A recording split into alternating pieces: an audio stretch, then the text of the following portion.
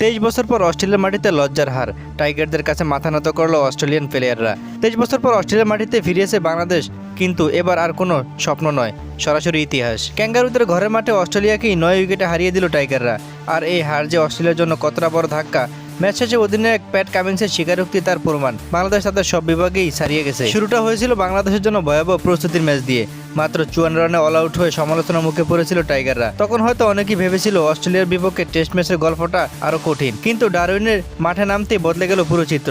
প্রথম ইনিংসে হাসান মাহমুদের আগুন জ্বালানো বোলিংয়ে মাত্র 198 রানে গুটিয়ে যায় অস্ট্রেলিয়া। হাসান একাই নেন 6 উইকেট। এরপর ব্যাট হাতে বাংলাদেশ দেখালো তার আসল জবাব। তানজিদ হাসান তামিমের দুর্দান্ত সেঞ্চুরি এবং মেহেদী হাসান মিরাজের 65 রানের গুরুত্বপূর্ণ ইনিংসে বাংলাদেশ তুলে নেয় 426 রান। অস্ট্রেলিয়া তখন পিছিয়ে ছিল 228 রানে।